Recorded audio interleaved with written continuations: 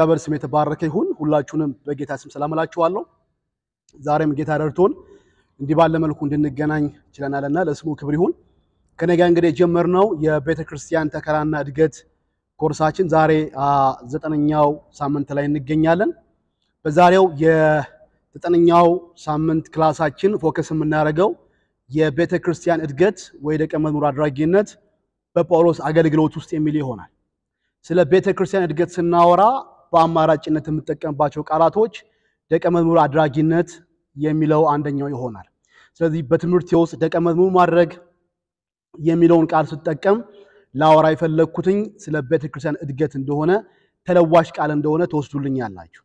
ስለዚህ የዛሬው ሐሳባችን ሞሮፍ የሚያጠነጥነው ከጳውሎስ አገልግሎት ጋር በተገናኘ ይሆናል። ከዚህ ቀደም ያየነው ደቀ መዝሙር አድራጊነት ወይም ደግሞ የቤተ ክርስቲያን እድገት በክርስቶስ ኢየሱስ አገልግሎት ውስጥ እንደ መርህ ሊሆኑ የሚችሉ ነገሮችን ይዘን ነበር።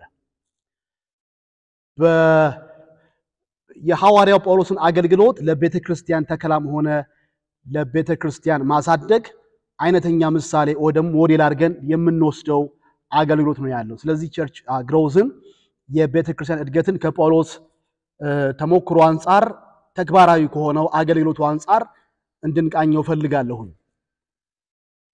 በተለይ በሐዋርያት ሥራ መጽሐፍ ውስጥም እንዲሁም ደግሞ ዛሬ በማነሳው በአንደኛ ተሰሎንቄ መጽሐፍ ላይ ትክክለኛ የቤተ ክርስቲያን እድገት ለማምጣት ልንከተላቸው የሚገቡ መርሆችን፣ አደራረጎችን እንዲሁም ደግሞ የአገልጋይነት መታወቂያዎችን፣ ኳሊቲዎችን፣ ስብዕናዎችን በጣም እንድናይ እፈልጋለሁኝ።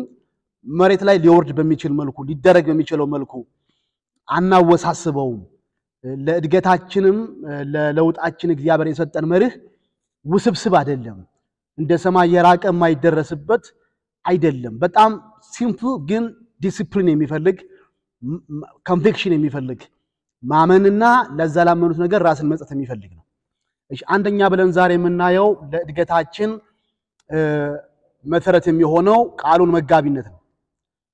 ሐዋርያትም ሥራ እንግባ፣ ኢየሱስም ጋር እንሂድ፣ ብሉይ ኪዳንም እንሂድ፣ ይህ ነጥብ አይመለጥም። ልክ በክርስቶስ እንዳየነው አስተማሪነት፣ በሐዋርያት ሥራ እንዳየነው ዕለት ዕለት ደቀ መዝሙር አድራጊነት አስተማሪነት፣ በጳውሎስም አገልግሎት ውስጥ የምታዩት ይኸው ቃሉ መጋቢነት ነው። በማስታወሻ ደብተራችሁ ላይ ብላችሁ ጽፋላችሁ። የእግዚአብሔር ቃል የተወለድንበትም ነው የምናድግበትም ነው። የእግዚአብሔር ቃል የተወለድንበትም ነው የምናድግበትም ነው። ይሄን ሐሳብ በጥሩ ሁኔታ ያንሸራሸረልን ጴጥሮስ ነው።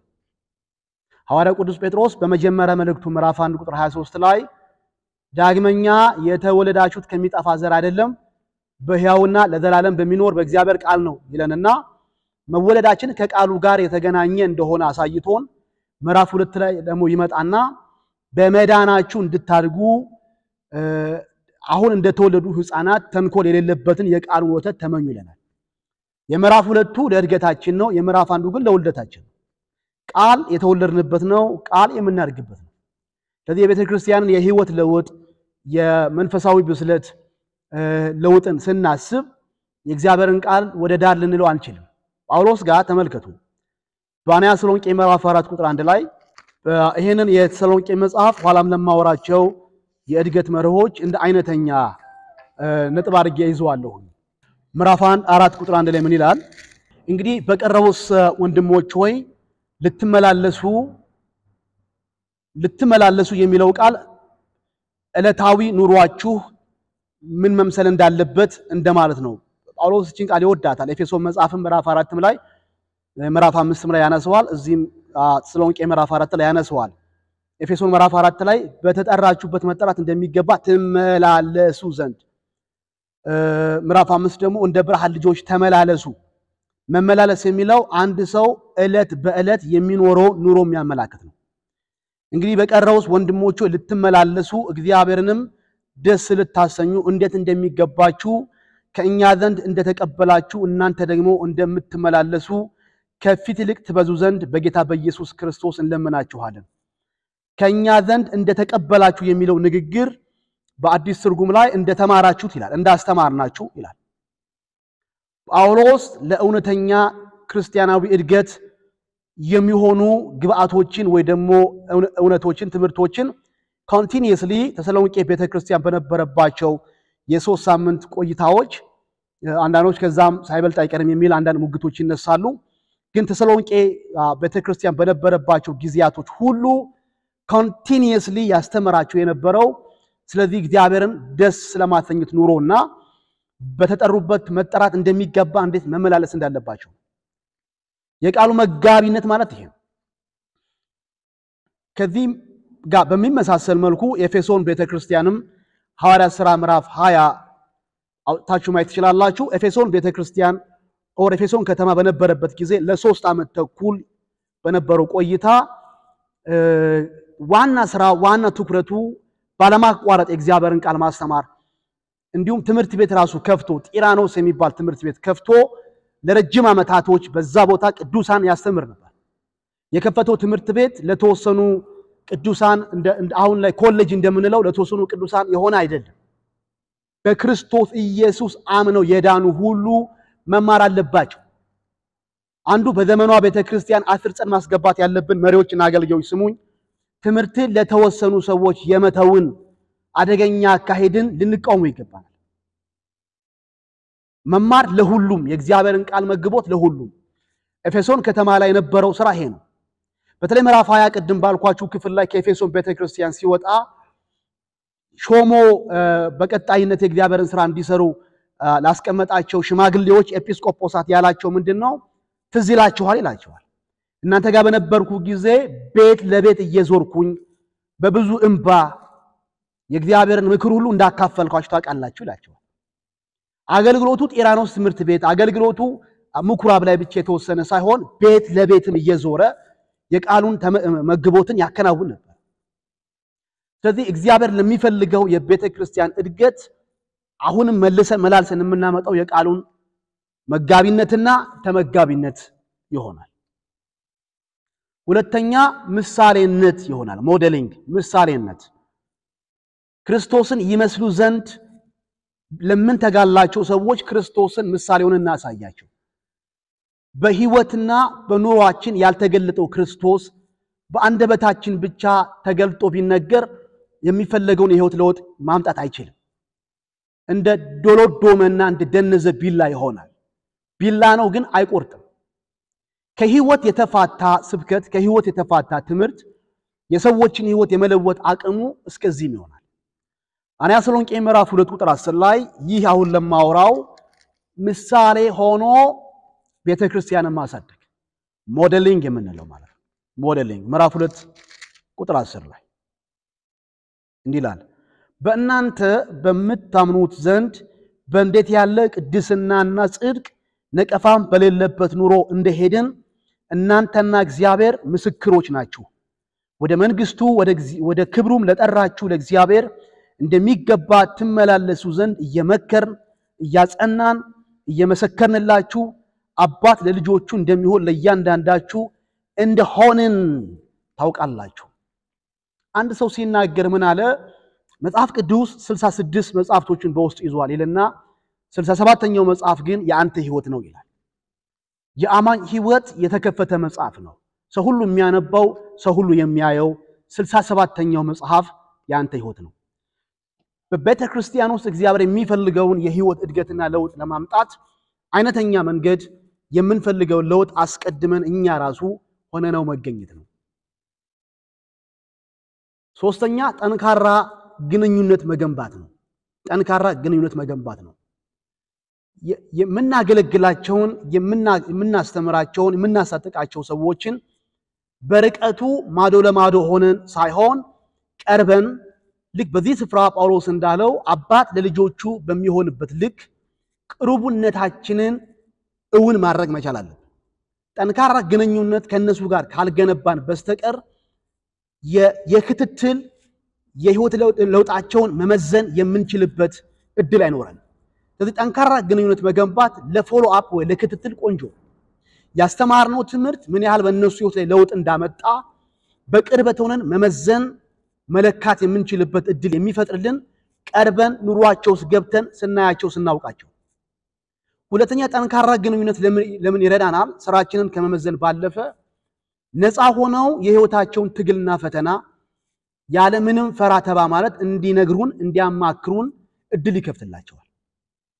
አንዱ በክርስቶስ ኢየሱስ አገልግሎት ከምትገረሙበት ነገር አንዱ ማንም ሰው ሊቀርበው የሚችለው አይነት ስብዕና መያዙ ማንም ሰው ሊቀርበው ሊያወራው ሊጠይቀው የሚችል አይነት የማይከብድ ሰው ነው አንድ አገልጋይ የቤተክርስቲያን እድገት ላይ የሚሰራ ሰው የማይከብድ ሰው መሆን አለበት ቀላል ማንም ሰው አክሰስ ሊያደርገው የሚችለው ሊቀርበው የሚችለው ሊያወራው የሚችለው አንዳንድ ሰው ብዙ የህይወት ትግሎቹን ፈተናዎቹን ጉዳቶቹንና ማነከሱን ባለመናገር ከራሱ ጋር በብዙ ትግል ውስጥ የሚያሳልፍ ሰው አለ ቢናገር አይረዱኝም ይፈርዱብኛል አይቀበሉኝም በሚል ፍርሃት ብዙ ነገሮችን ሰዎች ይደብቃሉ እንደዚህ አይነት ጋሬጣ እንዳይፈጠር ከመናገለግላቸው ሰዎች ጋር ጠንካራ የሆነ ግንኙነት መገንባት ይተበቀብናል የጳውሎስ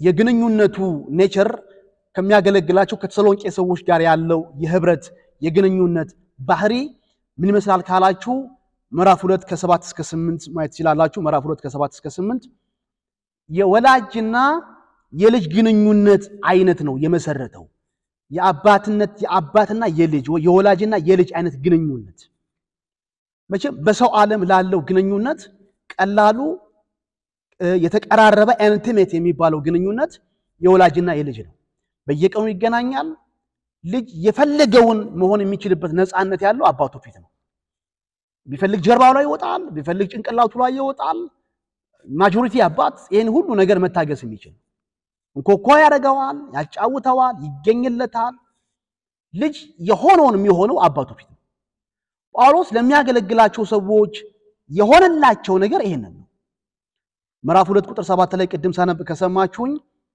እንዲላል ነገር ግን ሞግዚት የራሷን ልጆች እንደምትንከባከበው ንጽጽሩን ተመልከቱ ለእናንተ የሆነላችሁ እናንተ መካከል ያገለገልነው ሞግዚት የራሷን ልጅ እንደምትንከባከብ በመካከላችሁ የዋሆች ሆነን እንዲሁም እያፈቀርናችሁ የእግዚአብሔርን ወንጌል ለማካፈል ብቻ ሳይሆን የገዛ ነፍሳችን ደግሞ እናካፍላችሁ ዘንድ በጎ ፈቃዳችን ነበር ለእኛ የተወደዳችሁ ነበራችሁ እነዚህን ሁለት የፍቅር ቋንቋዎችን አስምሩልኝ ሁለት ጊዜ እየደጋገምን ይላል እያፈቀርናችሁ ሲጨርስ ደግሞ የተወደዳችሁ ነበራችሁ ወላጅ ልጁን በሚወድበት መውደድ ልክ በጣም ነው ይገርመኛል ኦልሞስት የሁሉም ወላጅ ማለት ይቻላል ልቡን ካያችሁት በልጁ ምንም ያክል ቢማረር ማለት ነው የፈለገ ልጁ ቢያናድደው እኔ አንተን ከመወልድ እንዲህ በሆንኩኝ እንኳን እያለ ማለት ነው ልጁ አደናቅፎ ቢወርቅ እሰይ የመንገድ ሰው ወይ ደግሞ የሰፈር ልጅ መጥቶ ቢፈነክተው በጥፍ ቢመታው ይበል አይልም እንደ ነብር ያደርገዋል እንደ ነብር ነው የሚያደርገው የልጁ ነገር አይሆንለትም የትኛውም ወላጅ ከጥሩ ልብ የመነጨ ምንም ነገር ኤክስፔክት ያላደረገ ፍቅር ለልጁ አለ unconditional love ምንለው ወላጅ ልጅን የሚወደው ነገ ከነገ ወዲያ ይጦረኛል ሳረጅ ይንከባከበኛል ብሎ አይደለም without having any expectation ምንም አይነት ምላሽን ሳይጠብቅ እንዲሁ አፍቃሪነት ጳውሎስ ነው የሚለው ሞግዚት ልጆቿን እንደምትወድ እንደምትንከባከብ እኛ በመካከላችሁ እንዲህ ነበር የሆነው ይሄንን ወንጌል ከማካፈል ባለፈ ይላል ነፍሳችንን እንኳን ብናካፈላችሁ በጎ ፈቃዳችን እንደዚህ ያለ አባታዊ መሰጠት ባለበት ቦታ ላይ የህይወት ለውጥ አለማየት የማይታሰብ ነገር ያወራለው ጠንካራ ግንኙነት ስለመገንባት ነው የጠንካራ ግንኙነት የወላጅና የልጅ ወይ አባትና የልጅ አይነት ግንኙነት የመሰለ ነው አራተኛ ከጳውሎስ የቤተክርስቲያን እድገት አገልግሎቱ ምንቀስማቸው መርሆች አራተኛው ጸሎት ነው ልክ ከዚህ ቀደም የክርስቶስን አገልግሎት ስናይ ሐዋርያትን ከመምረጥ ባለፈ እነሱን ከማስተማር ባለፈ ይጸልይላቸው እንደነበረ ሰይጣን እምነታችሁን ሊፈትን ፈለገ እንደ ገለባ ሊያበጥራችሁ ለመነ እኔ ግን እምነት እንዳይወሰድ አማልድኩልህ እንዳለ ኋላ ደግሞ ዮሐንስ ወንጌል 17 ላይ ስለ ህብረታቸው በዓለም ሳሉ ነገር ግን ከክፉ ስለመጠበቃቸው በጣም ማለደላቸው አይደል በተለያዩ ቦታዎች ላይ ሲጸልይላቸው ትመለከታላችሁ። ልክ እንዲሁ ጳውሎስም ስለሚያገለግላቸው ከእግዚአብሔር ስለተቀበላቸው ስለነዚህ ሰዎች በህይወታቸው ክርስቶስ ተገልጦ ይታይ ዘንድ ህይወታቸው ወደ መፋፋትና ወደ ማድረግ ይመጣ ዘንድ ይጸልይላቸዋል። አንድ የቤተ ክርስቲያን አገልጋይ ሊታወቅበት የሚገባ መታወቂያው ለሚያገለግለው ህዝብ መማለዱና መዋጋቱ መጋደሉ ነው። አንደኛ ተሰሎንቄ ምዕራፍ 1:2 ሌሎች ቤተ ክርስቲያን ላይ ያረግ እንደነበረው አይነት ድርጊት እዚህም ቦታ ላይ ሲፈጽም ታያላችሁ። ምዕራፍ 1:2 ላይ በጸሎታችን ጊዜ ስለእናንተ ስናሳስብ ይቅርታ በጸሎታችን ጊዜ ስለእናንተ ስናሳስብ የእምነታችሁን ሥራ የፍቅራችሁን ድካም በጌታችን በኢየሱስ ክርስቶስ ያለውን የተስፋችሁን መጽናት በአምላካችን በአባታችን ፊት ሳናቋርጥ እያሰብን እግዚአብሔርን ሁሉ ጊዜ በሁላችሁ ምክንያት እናመሰግናለን። በእግዚአብሔር የምትወደዱ ወንድሞች ሆይ እንደተመረጣችሁ እናውቃለን። ምዕራፍ 3:9 ላይ ምዕራፍ 3:9 ላይ ፊታችሁን ልናይ በእምነታችሁም የጎደለው ልንሞላበት ሌትና ቀን ከመጠን ይልቅ እየጸለይን በአምላካችን ፊት ከእናንተ የተነሳ ስለምንደሰተው ደስታ ሁሉ ለእግዚአብሔር በእናንተ ምክንያት ምን ያህል ምስጋና እናትረክብ ዘንድ እንችላለን ይላል። እንዴት ነው የሚጸልየው? ሌትና ቀን ከመጠን ይልቅ እየጸለየ። አሜዚንግ አሜዚንግ። እኔ ተሰሎንቄን መጽሐፍ የኤፌሶን መጽሐፍ ሳጠና የጳውሎስን ኳሊቲ እንዴት አድርጌ አየዋለሁኝ። ባለማቋረጥ ስለሚያገለግላቸው ሰዎች የሚጸልይና የሚማልድ አገልጋይ ሆናችሁ ታዩታላችሁ። እስፔሻሊ የኤፌሶን መጽሐፍ ላይ በስድስቱ ምዕራፎች ውስጥ ለ6 ጊዜ ያክል ይጸልያል። በ6 ምዕራፎች ውስጥ ለ6 ጊዜ ያክል ይጸልያል። ከ6 ጊዜ ጸሎቶቹ መካከል 7 ጊዜ ይጸልያል። ይቅርታ 7 ጊዜ ይጸልያል። ከ7 ጊዜ ጸሎቶቹ መካከል 5ቱ የጸሎቱ ርዕሶች የሚያነጣጥሩት የኤፌሶን አማኞች ላይ ነው። ስለነሱ ነው የሚማልደው። ከምዕራፍ 1 ጀምሮ እግዚአብሔርን ማወቅ የምትችሉበትን የጌታችን የኢየሱስ ክርስቶስን አምላክና አባት የሆነውን እግዚአብሔርን ማወቅ የምትችሉበትን የጥበብና የመገለጥ መንፈስ እንዲሰጣችሁ ለምናለሁ። ምዕራፍ 1 ከቁጥር 16 ጀምሮ ከዛ በኋላ ምዕራፍ 3ም ላይ ይመጣል። በውስጠኛው ሰውነታችሁ በመንፈሱ እንድትጠነክሩ ጸልያለሁ። ይቀጥላል። በሰማይና በምድር ያለ አባትነት ሁሉ ከሚሰየምበት ከአብ ፊት እንበረከካለሁ ይላል። የክርስቶስን የፍቅሩን ጥልቀት ከፍታውና ስፋቱ ከመታወቅ የሚያልፈውን ምን ያህል እንደሆነ ታውቁ ዘንድ ለማወቅ ተበረቱ ዘንድ ጸልያለሁ ይላል። ባለማቋረጥ ሪፒትሊ ይጸልያል። ከሰባቱ ጸሎት መካከል 5ቱ የሱ ነው፣ 2 ለነሱ የጸለየው ነው። 2ቱ ግን ለሱ እንዲጸለይለት ያቀረበላችሁ ጸሎት ርዕስ ነው። ለሱም እንዲጸለይ የፈለገው ርዕስ የሚገርም ነው። ታስሮ ነው እንግዲህ ይሄን ሁሉ አሁንም እላችሁ ነገር ይያለ ያለ ታስሮ በነበረበት ጊዜ ጸልዩልኝ ይላል። ስለምን ጉዳይ ካላችሁ አፌን ወንጌል ለመስበክ አፌን ስከፍት ቃል እንዲሰጠኝ ጸልዩልኝ ይላል። መናገር የሚገባኝን ቃል እግዚአብሔር እንዲሰጠኝ፣ ይህም ብቻ አይደለም በድፍረትም ደግሞ መናገር እንድችል ጸልዩልኝ ይላል። በጣም የጸሎት ስብዕናውን ታያላችሁ። ተሰሎንቄም ላይ መታችሁ የምታነቡት ነገር ግነት ያለበት አይደል፣ የሆነ የተጋነነ ኤግዛጀሬሽን ያለበት አይደል። ሌትና ቀን ከመጠን ይልቅ ጸልያለሁ። እኔ አንዳንድ ጊዜ ይሄ ሰውዬ የሚበላበት የሚጠጣበት ጊዜ አለው ወይ ይላሉ። ምሽት ይጸልያል፣ ቀንም ይጸልያል። የሚጸልየው ጸሎት ደግሞ ስለሱ አይደለም፣ ስለጎደለው ስላልጎደለው አይደለም፣ ስለሞላ ስለሱ አይደለም የሚጸልየው። በወንጌል እውነት ስለወለዳቸው ሰዎች እድገትና ለውጥ ነው የሚጸልየው የሚጋደለው ሌትና ቀን። ስለዚህ የቤተክርስቲያን እድገት ላይ ስንመጣ ቃሉን ከማስተማር በዘለለ የህይወት ምሳሌ ከመሆን በዘለለ ከነሱ ጋር ጠንካራ ህብረት ከመፍጠር በዘለለ የማያቋርጥ ልመናና ጸሎት ስለነሱ የህይወት ለውጥ እድገት በእግዚአብሔር ፊት ልናቀርብ ይገባናል ብዬ አምናለሁ። 5ኛ ቤተክርስቲያን እድገት ላይ የሚፈልገው ኳሊቲ ጽናት ወይ ፐርሲቨራንስ እንለዋለን። ጽናት ምዕራፍ 2 አንደኛ ተሰሎንቄ ምዕራፍ 2 ላይ ጽናት የሚለውን ሐሳብ በምን መልኩ ታዩታላችሁ?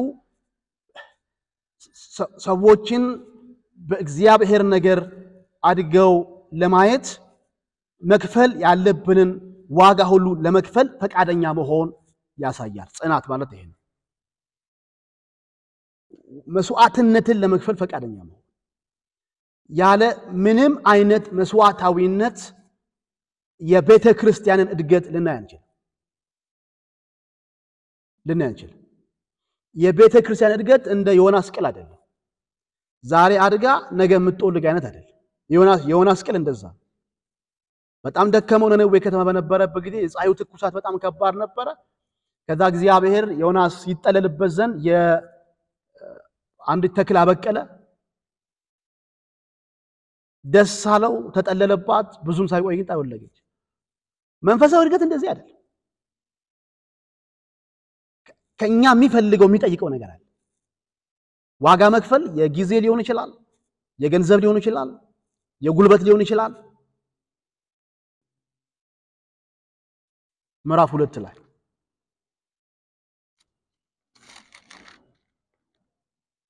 ስለ እናንተ ይቅርታ አንያ ተሰሎንቄ ምዕራፍ 2 ወንድሞች ሆይ ራሳችሁ ወደ እናንተ መግባታችን ከንቱ እንዳልሆነ ታውቃላችሁና ነገር ግን እንደምታውቁት በፊልጵስዩስ አስቀድመን መከራ ተቀበልን፣ ተንገላታን፣ በብዙ ገድል የእግዚአብሔርን ወንጌል ለእናንተ እንናገር ዘንድ በአምላካችን ደፈርን ይላል።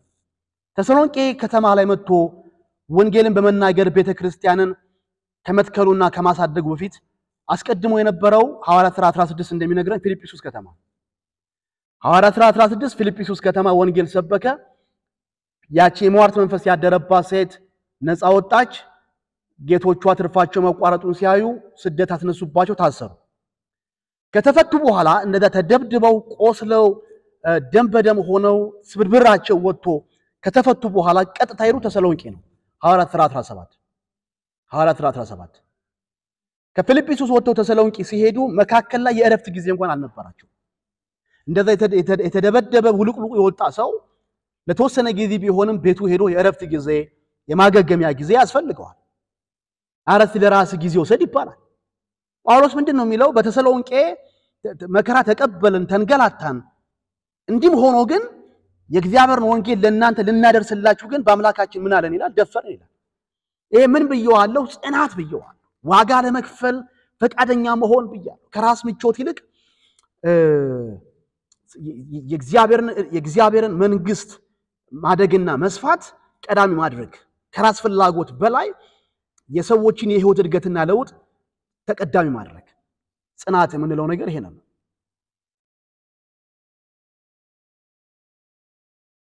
ስድስተኛ ግልጽ የሆነ ግብ ያስፈልጋል። ክሊር ጎል፣ ግልጽ የሆነ ግብ ያስፈልጋል።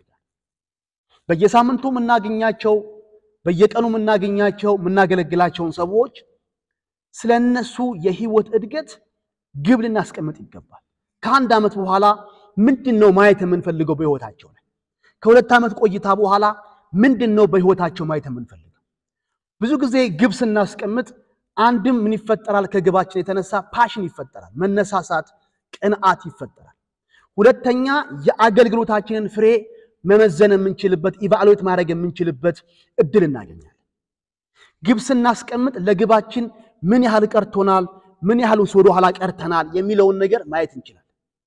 ሶስተኛ እግዚአብሔርን ማመስገን እንድንችል ወይ ደግሞ ተጨማሪ ትጋት መፈጸም እንድንችል ተጨማሪ ትጋት ማምጣት እንድንችል እድል ይከፍትልናል። ግብ ስናስቀምጥ ግቡን ፈጽመን እንደሆነ እግዚአብሔር ይመስገን ለማለት፣ ከግባችን ጋር ተላልፈንና ርቀን ከሆነ ደግሞ ተጨማሪ ኃይል እንድናወጣ ይሄንን የማድረግ አቅም አለው ግብ። ምንም አይነት ያስቀመጥነው ግብ ከሌለ ግን ዝም ብሎ ንፋስ እንደሚጎስም ሰው ልማዳዊ የሆነ ሳምንታዊ ፕሮግራም ከማድረግ በዘለለ የሚታፈስ የሚለካ ነገር በአገልግሎታችን ላናይ እንችላለን። አንያ ተሰሎንቄ ምዕራፍ 2:11 ምዕራፍ 4:1 ጳውሎስ ያስቀመጠውን ግብ ትመለከታላችሁ። ምን ብሎ ይነግራቸዋል? ወደ መንግስቱ ወደ ክብሩ ለጠራችሁ ለእግዚአብሔር እንደሚገባ ተመላለሱ ዘንድ እያጸናን እየመከርናችሁ ይላል። አባት ለልጆቹ እንደሚሆን ለእያንዳንዳችሁ እንደሆነ ታውቃላችሁ። ይሄን ሁሉ ተግባር የሚፈጽመው ለምንድን ነው? አባት ለልጆቹ እንደሚሆን የሚሆንላቸው፣ የሚገስጻቸው፣ የሚመክራቸው፣ የሚመሰክርላቸው፣ የሚያስተምራቸው፣ በንግግርም በተግባርም በህይወት ምሳሌም ይሄን ሁሉ ድካም የሚደክመው ለምንድነው ካላችሁ ወደ መንግስቱ ወደ ክብሩ ለጠራቸው ለእግዚአብሔር እንደሚገባ መመላለስ እንዲችሉ ነው። ስለዚህ የሚያደርገውን ሁሉ ነገር ሲያደርግ መጨረሻ ላይ በእነሱ ህይወት ማየት የሚፈልገው ነገር ለእግዚአብሔር ጥሪ መጣኝ የሆነ የህይወት ምልልስ እንዲገኝባቸው እሱ ማየት የሚፈልገው ይጋደላል፣ ይጸልያል፣ ያስተምራል፣ እንደ ሞግዚት እንደ አባት ይሆናል፣ ያፈቅራቸዋል፣ ነፍሱን ሳይቀር እስከ መሰዋት በደረሰ መውደድ ይወዳቸዋል። ይሄን ሁሉ ዋጋ ግን የሚከፍለው ከንቱ አልነበረም። አንድ ሊያየው የሚፈልገው ውስጣዊ የማይቀዘቅዝ ቅንዓት አለው። እሱም ለእግዚአብሔር መንግስት ወደ ክብሩ ለጠራቸው ለእግዚአብሔር እንደሚገባ የሚመላለሱ የእግዚአብሔር ልብ አድርስ አይነት ሰዎች እንዲሆኑ እሱ ማየት ነው። ይሄ ደስታ ጳውሎስ ጋር እንዳለ ይሄ መቃተት ይሄ ጩኸት ጳውሎስ ጋር እንዳለ የምታውቁት ምዕራፍ 2 ላይ ነው። በጣም ልብን በሚነካ መልኩ ይሄንን ቅንዓቱን በብዙ ችግር በብዙ መከራ ውስጥ ሆኖ እንኳን ይሄንን ኤክስፔክቴሽን ይሄንን መጠባበቅ ይሄንን ቅንዓት ታዩበታላችሁ። ምዕራፍ 3 ቁጥር 5 ጀምሮ ላሳያችሁ። ስለዚህ እኔ ደግሞ ወደፊት ታገዝ ዘንድ ባልተቻለኝ ጊዜ ፈታኝ ምናልባት ፈትኗቸው ድካማችን ከንቱ ሆኗል ብዬ እምነታችሁን ለማወቅ ላኩኝ ይላል። ከተሰሎንቄ ከተማ በስደት ነው ጳውሎስ የወጣው። እያገለገለ ባለበት ሰዓት ተልእኮውን ሳይጨርስ ነው በስደት በመከራ ምክንያት ለቆ የወጣው። ከወጣ በኋላ ግን አንድ የልብ ሸክምና ፍርሃት አለው። ምናልባት ፈታኝ የሚለው ሰይጣንን ነው። ፈትኗችሁ በመከራ በስደት እንዲህ በመሰለ ጉዳይ ተፈትነው ወደ ኋላ ከእምነታቸው ተንሸራተውስ ቢሆን የሚል ፍርሃት ነበረው። ቢኮዝ ገና አዲስ ቤተክርስቲያን ነች። ዓመት እንኳን ያልሞላት ቤተክርስቲያን ነች የሰሎንቄ ቤተክርስቲያን በሚጽፍበት ሰዓት ላይ እና ጳውሎስ ጨንቆታል። እንዴት ሆነው ይሆን? አሁንም በጌታ ናቸው ወይስ መከራው አይሎባቸው ጌታን ትተውት ይሆን? ስለዚህ ማድረግ የቻለው ነገር ምንድነው? እሱ በአካል መሄድ አይችልም፣ ሁኔታዎች አይፈቅዱለትም። ስለዚህ ጢሞቴዎስን ይልከዋል። ሄደህ በምን አይነት ሁኔታ እንዳሉ እነዚህ አዳዲስ አማኞች ተመልከትልኝ ይለዋል። ቁጥር 6 አሁን ግን ጢሞቴዎስ ከናንተ ዘንድ ወደኛ መጥቶ ስለ እምነታችሁ ስለ ፍቅራችሁ የምስራች ብሎ በነገረን ጊዜ እኛም እናያችሁ ዘንድ እንደምንናፍቅ ታዩን ዘንድ የናፈቃችሁ ሁሉ ጊዜ በመልካም እንደምታስቡን በነገረን ጊዜ ስለዚህ ወንድሞች ሆይ በእምነታችሁ በኩል በችግራችን በመከራችን ሁሉ ስለእናንተ ተጽናናን። እናንተ በጌታ ጸንታችሁ ብትቆሙ አሁን በህይወት እንኖራለን። ጌታ ይመስገን። የመጨረሻዋን መዝጊያ ሐሳብ ስሙዋት። እናንተ በጌታ ጸንታችሁ ብትቆሙ እኛ በህይወት እንኖራለን። ለጳውሎስ ህይወት የሚለው ይሄንን ነው። በቃ ይሄን ሲጽፍላቸው ራሱ ችግር ውስጥ እንዳለ እየነገራቸው ነው። ጭንቀት ውስጥ እንዳለ እየነገራቸው ነው። ልቡ ሰላም አላገኘም። ብዙ የተከፈተ በር ቢኖረውም ለማገልገል ግን ልቡ ሰላም አልነበረም። የነዚህ የተሰሎንቄ አማኞች ጉዳይ ያሳስበዋል። የእምነታቸው የህይወታቸው ጽናት ጉዳይ ያሳስበዋል። እና ጢሞቴዎስ መጥቶ የምስራች ነው ያለው። የምስራቹ መሬት ገዙ ቤት ገዙ አይደለም። የምስራቹ አገብተው ወለዱ አይደለም። የምስራቹ በእምነታቸው ቆመዋል። ይለኔ አለ ጳውሎስ ከምንም በላይ የምስራች ነው። ወገኖቼ ለአንድ አገልጋይ ትልቁ ደስታ ይሄ ነው። ለአንድ አገልጋይ ትልቁ ፈንጠዝያ ትልቁ የምስራችና ሐሴት የሚያደርግበት ጉዳይ የሚያገለግላቸው ሰዎች በእምነታቸው እያደጉ እየተለወጡ ማየቱ ነው። ይሄ ደጋግሞ እንዳለ በዚሁ መጽሐፍ ላይ በጌታ ቀን አክሊሎቼ ደስታዎቼ እናንተ ናችሁ። ምዕራፍ 2ን እንደዛ አድርጎ ነው የዘጋው። ምንድነው የሚለው? ምዕራፍ 2:19 ላይ ተስፋችን ወይስ ደስታችን ወይስ ትምክታችን የትምክታችን አክሊል ማን ነው? በጌታችን በኢየሱስ በመምጣቱ እናንተ አይደላችሁም? እናንተ ክብራችን ደስታችንም ናችሁ። ሃሌሉያ። በጌታ መምጣቱ በዳግም ምጽአቱ ወቅት ላይ ጳውሎስ ክብሬ የሚለው ደስታ የሚለው አክሊሌ የሚለው እነሱ ላይ የሰራው ስራ ወገኖቼ እንደ አገልጋይ የሚያስችልመን ነገር ይሄ ነው። ምን ያህል ቤተክርስቲያን አገለገልን አይደለም፣ ምን ያህል ሰዎችን ወደ ክርስቶስ መልክ ወደ ክርስቶስ ህይወት ማሳደግ ችለሃል? ምን ያህል ሰዎች በእምነታቸው እንዲጸኑ ማድረግ ችለሃል? ምን ያህል ሰዎች በተለወጠ ህይወት እንዲመላለሱ ማድረግ ችለሃል? ይሄ ነው የወንጌል አጀንዳ። ይሄ ነው የእግዚአብሔር የልቡ ትርታ እና ደስታችን ይሄ ነው። ይሄን ሳይነው አለ ጳውሎስ አሁን በሕይወት እኖራለሁ ይላል። ስናገለግል ግብ አድርገን የምናስቀምጠው ነገር ይሄ ነው። ሌላ ምንም ግብ የለም። ደሃዩ ሆኑ ሀብታም ሆኑ የተማሩ ሆኑ ያልተማሩ ሆኑ ምንቃተው ምናለቅሰው ምናስተምረው ምንጸልዩ ምንጋደለው ይህንን የክርስቶስን መልክና ህይወት በእነሱ ማየት መፈለግ ብቻ።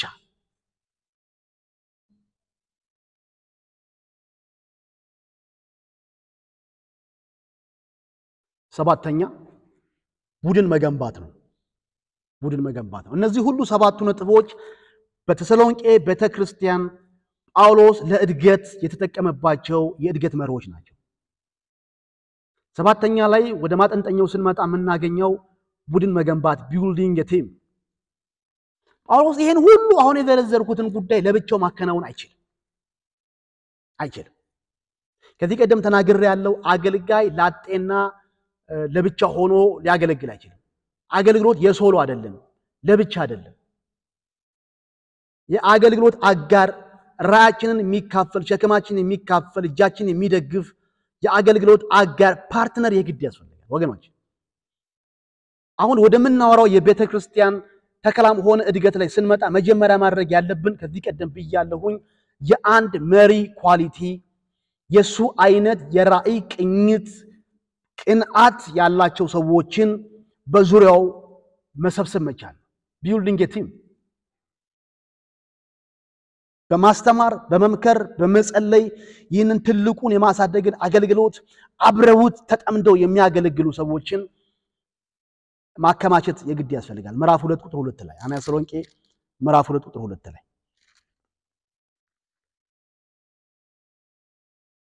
ጳውሎስ በቁጥር 2 ላይ እኔ እያለ ለብቻው የእግዚአብሔርን ሥራ እየሰራ እንዳለ በሚያሳይ መልኩ አይናገርም።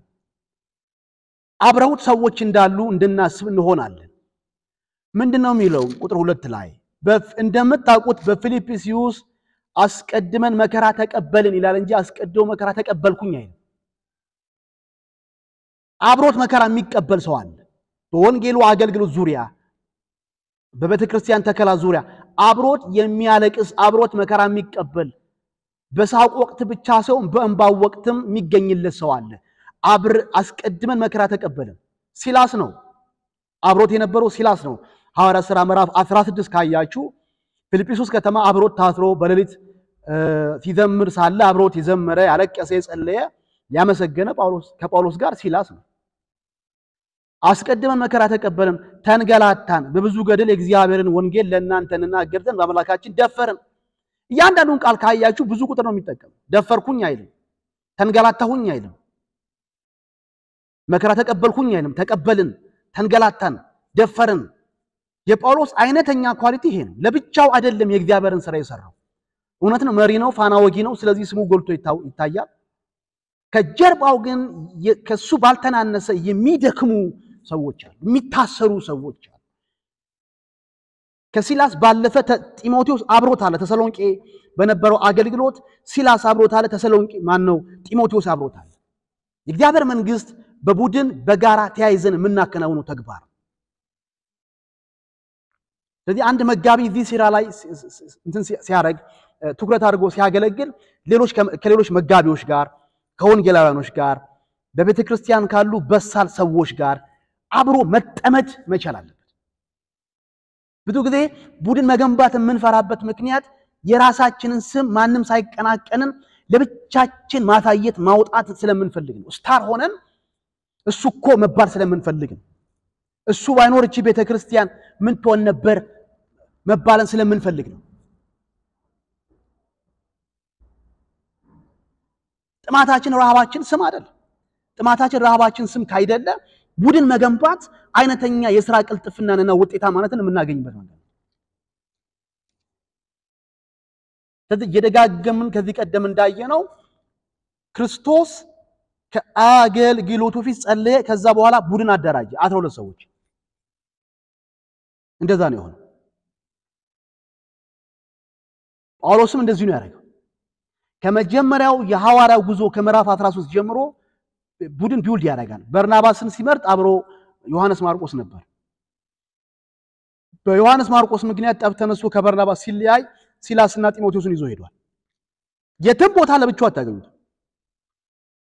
ስምንተኛ የቤተ ክርስቲያን እድገት ለማግኘት ለማየት ልንከተለው የሚገባን መርህ በእግዚአብሔር መንፈስ ላይ መታመን። ስምንተኛ አሁንም ከሰሎንቄ መጽሐፍ አልወጣም። እግረ መንገዳችንን እንግዲህ በዚህ ክላስ ላይ ያደረግነው ነገር ምንድነው? እድገትና ቤተክርስቲያን ተከላን ስንማማር የሐዋርያትን ሥራ መቃኘት ይችላል። ዛሬ ደግሞ ተሰሎንቄ መጽሐፍ መቃኘት ይችላል። ሁለት መጽሐፍቶች በጥሩ ሁኔታ እግረ መንገድ መዳሰሳቸውን ታሳቢ ማድረግ እፈልጋለሁ።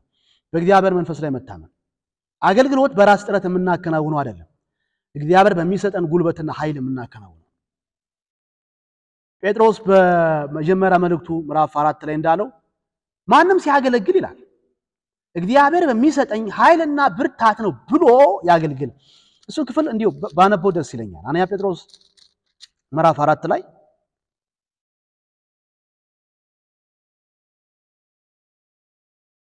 አንያ ጴጥሮስ ምዕራፍ 4 ከቁጥር 10 ጀምሮ ልዩ ልዩን የእግዚአብሔርን ጸጋ ደጋግ መጋቢዎች እንደመሆናችሁ እያንዳንዳችሁ የጸጋን ስጦታ እንደተቀበላችሁ መጠን በዚያው ጸጋ እርስ በርሳችሁ አገልግሉ ይልና ማንም ሰው የሚናገር ቢሆን እንደ እግዚአብሔር ቃል ይናገር፣ የሚያገለግል ቢሆን እግዚአብሔር በሚሰጠኝ ኃይል ነው ብሎ ያገልግል። ክብር ስልጣን እስከ ዘላለም ድረስ ለርሱ በሚሆነው በኢየሱስ ክርስቶስ በኩል እግዚአብሔር በነገር ሁሉ ይከብር ዘንድ ነው። አሜን። አንዱ የእግዚአብሔር ክብር ያለው ከርሱ በሆነው ኃይል ማገልገል መቻላችን። በደምስ ቡኝ ወገኖች እግዚአብሔር በሚሰጠን ኃይል አገልግለን ራሱን እግዚአብሔርን እናከብረዋለን እንጂ እኛ አንከብርበትም። ከእግዚአብሔር በሆነው ለእግዚአብሔር የሆነ ክብር እናመዛለን። ጳውሎስም ሁለተኛ ቆሮንቶስ ምዕራፍ 3 ላይ እንዲህ ይላል። ሁለተኛ ቆሮንቶስ ምዕራፍ 3 ላይ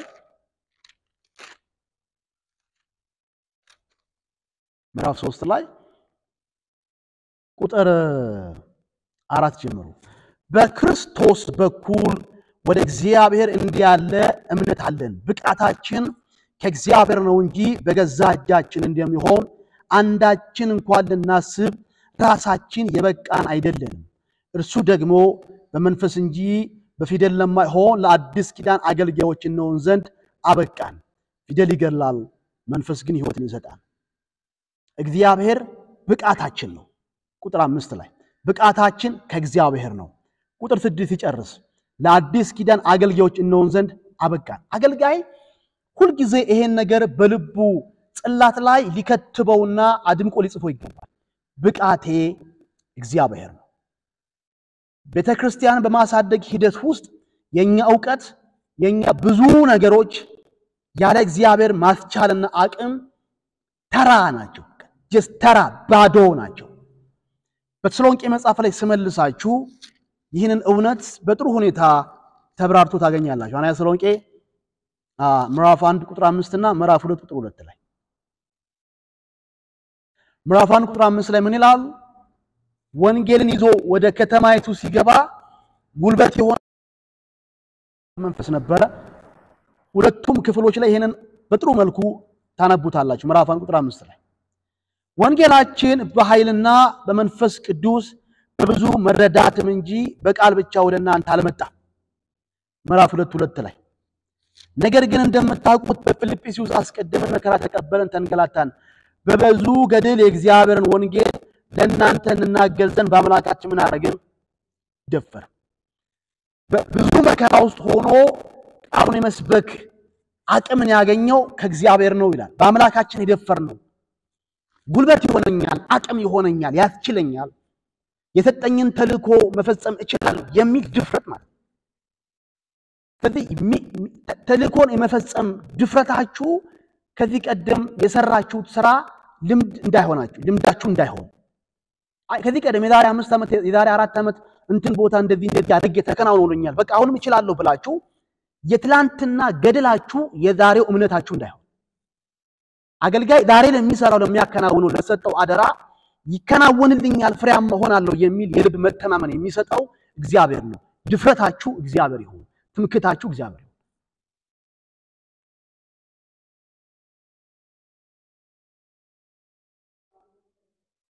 እስካሁን ምን አየን?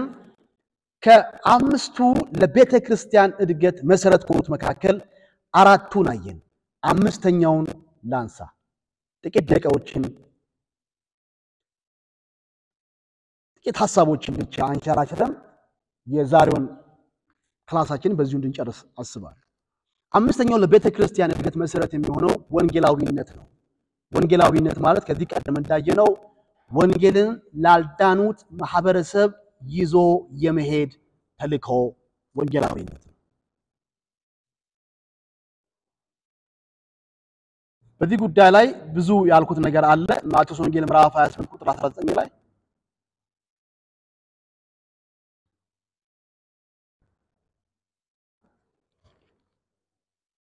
በዚህ ስር የማቀርባቸው ነገሮች ግን እስካሁን ካልኳቸው በተለየ መልኩ እንዲህ ብላችሁ ጽፉልኝና እነዚህን ጥሩ ሐሳቦችን ጥቂት እናንሸራሽራቸው።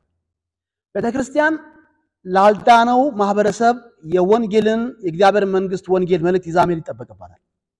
ግን መጠየቅ ያለብን ጥያቄ ሰዎች ወንጌልን ሰምተው ወደ ቤተክርስቲያን እንዳይመጡ ወደ እግዚአብሔር መንግስት እንዳይጨምሩ የሚያደርጓቸው እንቅፋቶችና ጋሬጦች ምንድናቸው? በዚህ ዘመን ብዙ የወንጌል ተናጋሪነት አለ። ለቤተክርስቲያን እድገትም ሆነ ለቤተክርስቲያን ተከላ አይነተኛው መንገድ ወንጌል ተናጋሪነት ነው። ሰዎች ቁጭ ብለን ወደኛ አይመጡ። ሰዎች ወደ እግዚአብሔር መንግስት እንዲመጡ ጳውሎስ እንዳለ ያለ ሰባኪ እንዴት ይሰማሉ እንዳለ የምስራችን የሚናገሩ ሰዎች እግር በተራሮች ላይ እንዴት ያማረ ነው እንዳለ ራሱ እግዚአብሔርም ቆሮንቶስ ከተማ በነበረበት ጊዜ ጳውሎስ ተናገር ዝም አትበል እንዳለው ይሄ ተናጋሪነት፣ አዋጅነት፣ ሕያጅነት ለቤተ ክርስቲያን እድገትም ሆነ መተከል አይነተኛ ቁልፍ ጉዳይ ነው። ግን ለሰዎች ወንጌልን ነግረን እንደተናገርነውና እንዳወጣነው ገንዘብና ጉልበት መጠን ወደ እግዚአብሔር መንግስት ሲመጡ ላናስተውል እንችላለን።